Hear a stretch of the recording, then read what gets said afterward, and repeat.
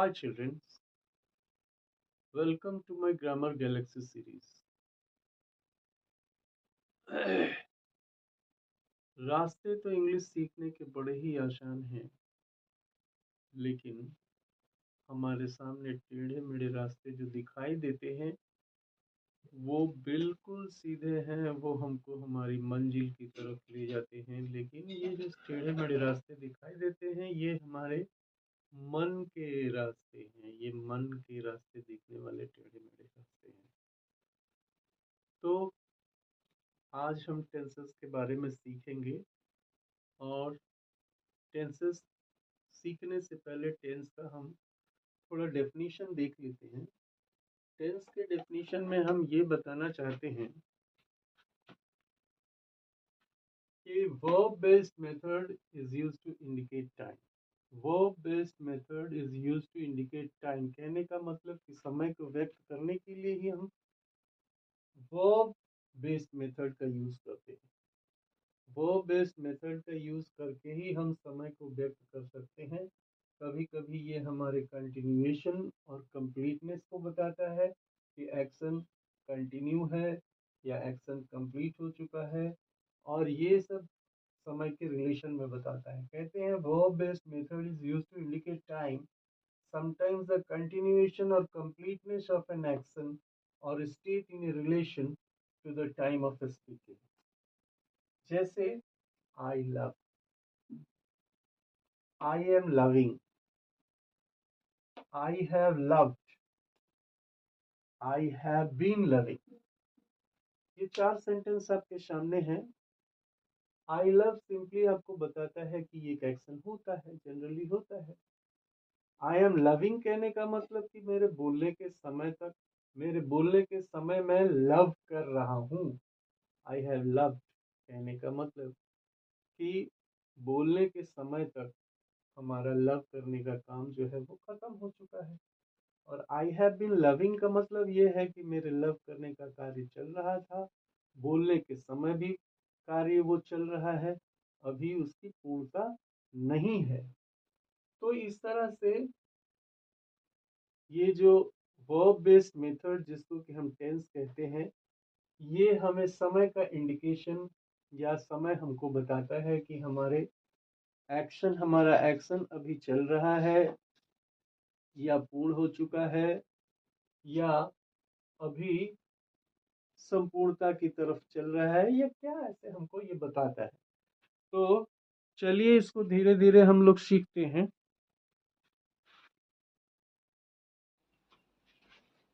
हाँ, तो टेंस ये शब्द टेम्पस से आया है, जिसका मतलब ही होता है टाइम। टेम्पस जो है ये लैटिन शब्द का, लैटिन में लैटिन भाषा का एक शब्द है। इसका मतलब टाइम होता है, और टाइम को तीन भागों में प्रेजेंट, पास्ट और फ्यूचर में बांटा गया है। प्रेजेंट का फिर सब डिवीजन है present indefinite, present continuous, present perfect, present perfect continuous. और ठीक उसी तरह पास्ट का भी चार सब डिवीजन है, past indefinite, past continuous, past perfect और पास्ट परफेक्ट कंटिन्यूअस। और फ्यूचर का भी future indefinite, future continuous, future perfect और फ्यूचर परफेक्ट कंटिन्यूअस। अब बारी बारी से हम लोग एक एक को पढ़ेंगे, जिसमें कि सबसे पहले बारी आती है पास्ट इंडेफिनिट की। तो पास्ट इंडेफिनिट के बारे में अब थोड़ी सी जानकारी हम लोग लेंगे।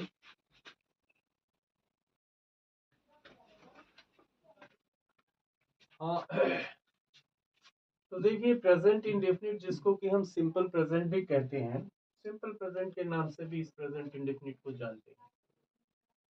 हिंदी में अगर देखा जाए तो हिंदी में इसकी पहचान है ता है, ती है, ते है। जैसे वह खेलता है, वह पढ़ती है, वे दौड़ते हैं। इस तरह से क्रिया के अंत में ता है, ती है, ते है लगा हुआ है, तो हम समझ जाते हैं कि इससे यह प्रेजेंट इंडेफिनिट में ट्रांसलेट होगा। तो प्रेजेंट इंडेफिनिट में लिखने के लिए हमको सबसे पहले तो सब्जेक्ट लिखना पड़ता है। सब्जेक्ट के बाद जैसा कि हम जानते हैं कि वर्ब का नंबर आता है, तो वर्ब का फर्स्ट फॉर्म हम लिखते हैं।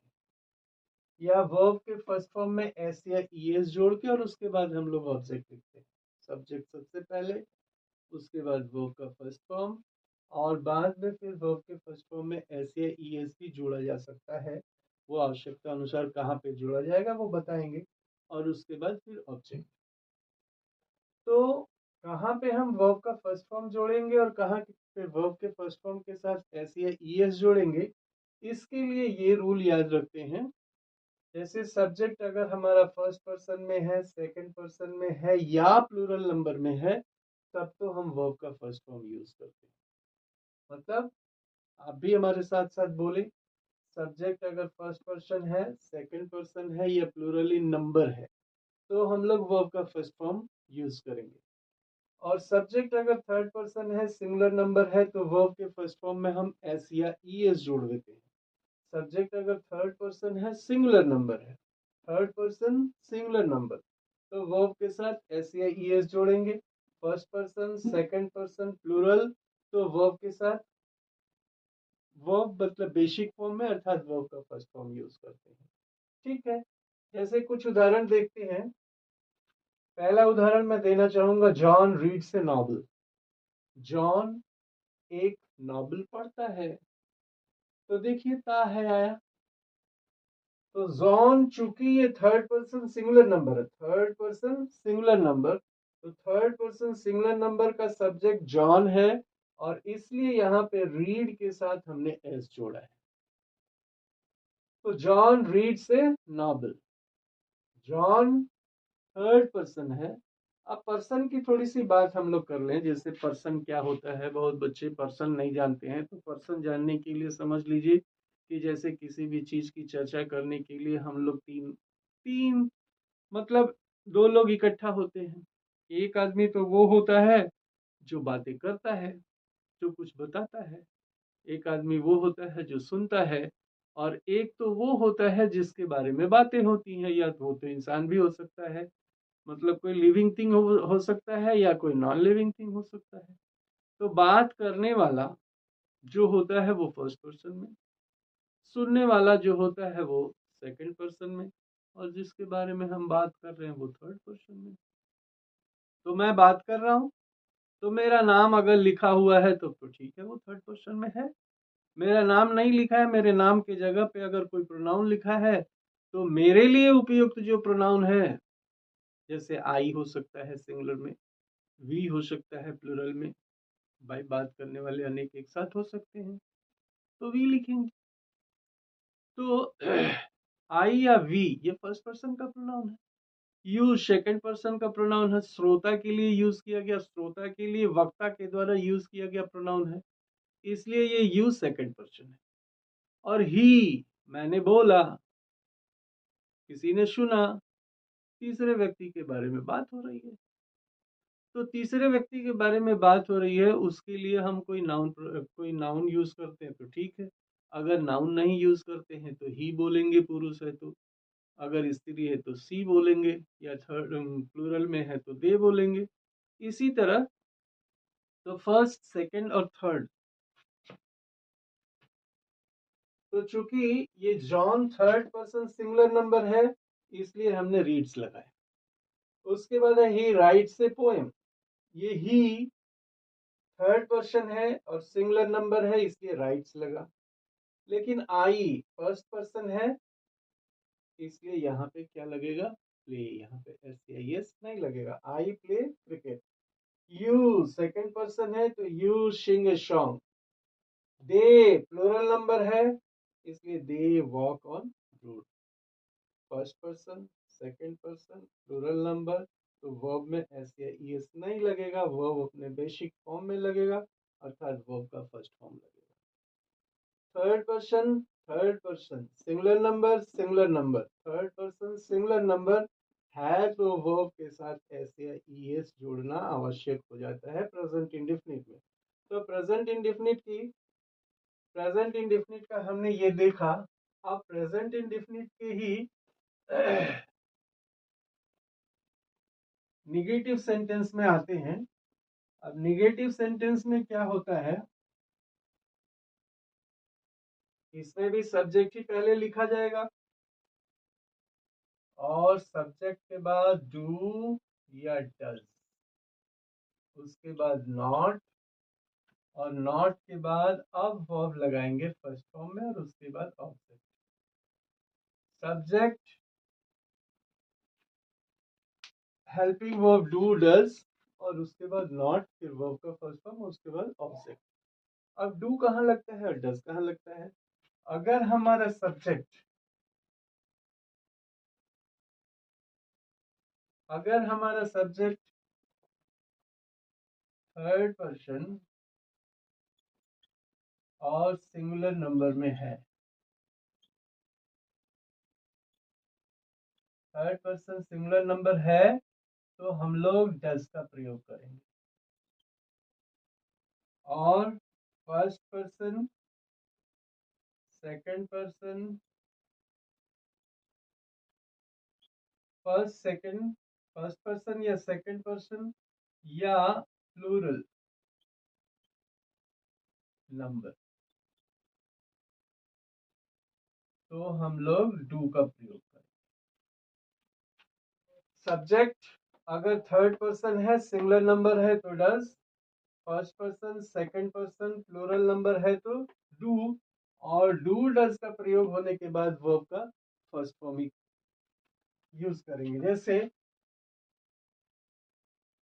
I do not read the book, ये फर्स्ट पर्सन है, सब्जेक्ट हमारा फर्स्ट पर्सन में है, तो क्या लगा? Do. You do not obey your parents,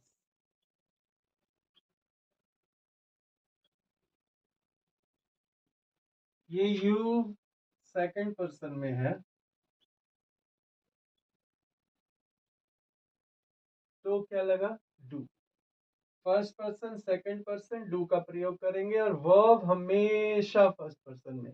अगर डू या डज का प्रयोग कर दिए तो वर्ब हमेशा फर्स्ट पर्सन में। उसके बाद ही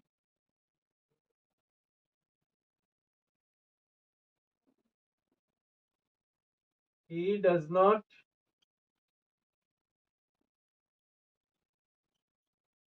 come to his classes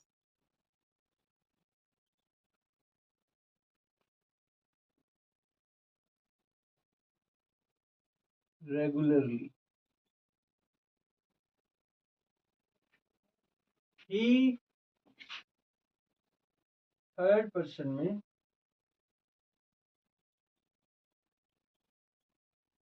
तो डज लगा, और उसके बाद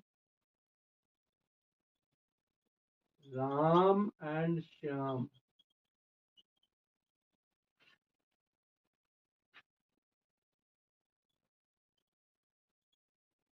do not read their books. Ram और श्याम दो लड़के हो गए, दो सिंगुलर नाउन एंड से जुड़ा हुआ है, इसका मतलब ये हो गया प्लूरल। दो सिंगुलर नाउन अगर एंड से जुड़े हुए हैं तो वो प्लूरल होता है, और वहां पे हम लोग क्या प्रयोग करते हैं? डू। प्लूरल है तो डू। और वर्ब तो हमेशा ही देखिए यहाँ रीड, ओबे, कम, रीड, मतलब वर्ब का हमेशा फर्स्ट पर्सन यूज हुआ है जब डू या डज लगा देते हैं तो इस तरह ये हो गया नेगेटिव की बात। अब इसको नोट कर लीजिए, फिर उसके बाद आगे बढ़ते हैं।